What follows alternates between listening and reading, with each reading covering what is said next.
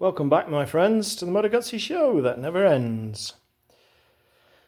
It's hello from him and it's hello from Sasha the Guzzi dog. What are we doing today, Sasha?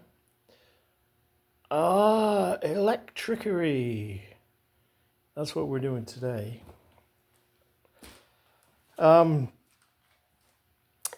So I went to town the other day on the old girl to get some oil, actually.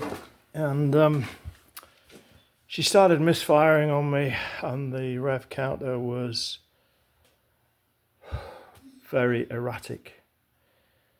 And I thought, well, I'll sort it out when I get there. The engine was running, but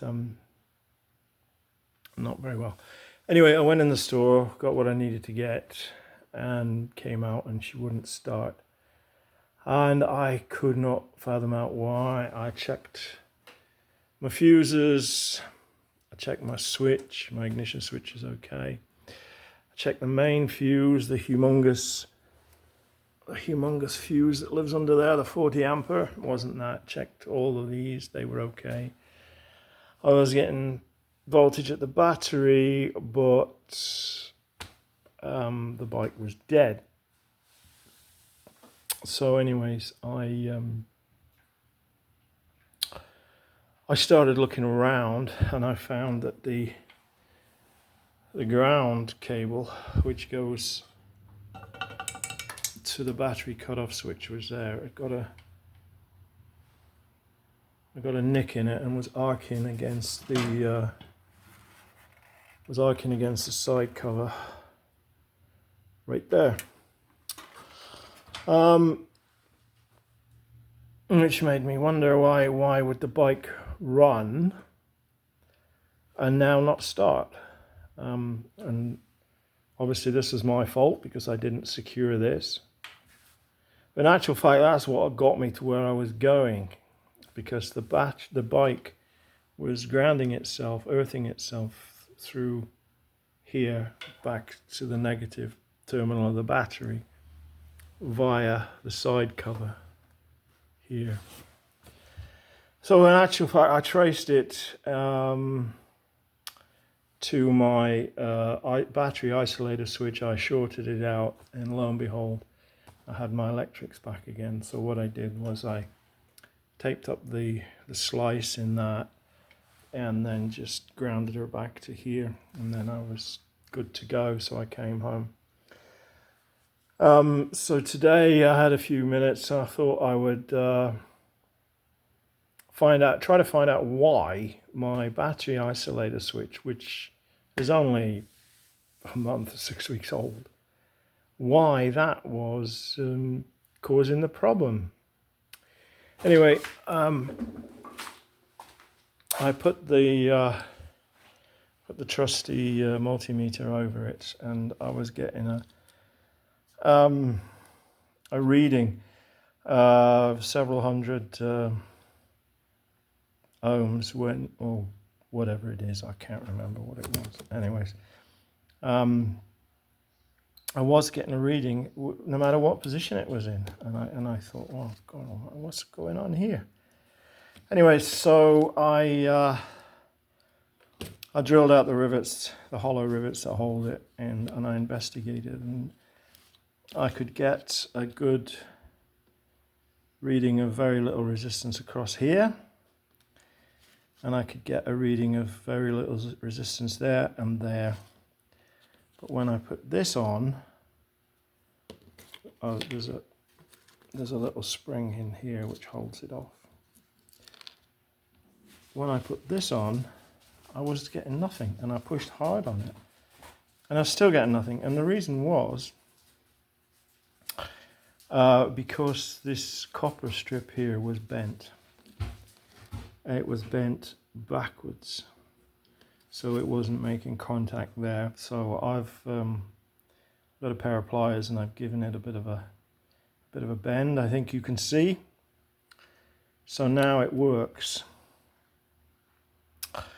Let's see if I can see a reading to show you. When we touch these two together, get a reading of about 0.1, 0.2. So let us look. Now, Gordon Bennett. What am I getting now? So now, if I push hard on it, whoops, come on you bugger.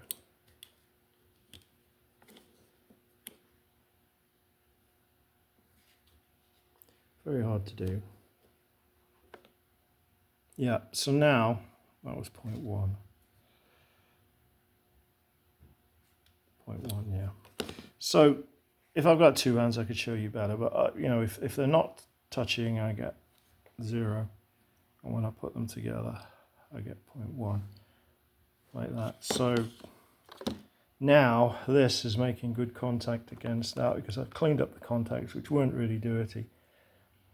Given them a bit of a rub with some emery. I'll put a little bend on them so they make better contact. So I'm going to put it back together and hope it works.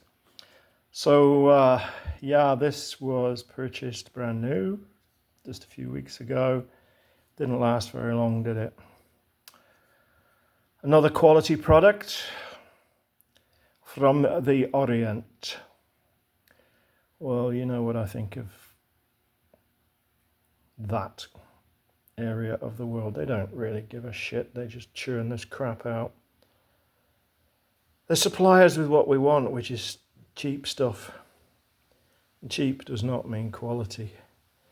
And anybody who thinks they're getting quality from that part of the world are deceiving themselves. So anyway, that's my rant for today. I'm going to put this back together. Put this back on there, find some little bolts to go through these humongous holes that I've drilled. I had to drill it that big to get the rivets out. So I'll put that back together with a bit of silicone grease, dielectric grease in there, and see what happens. But I mean, if I do get any problems with it again, I will get rid of this and I'll find something from a better quality source, probably somebody that sells racing stuff that's used in Europe or in the States.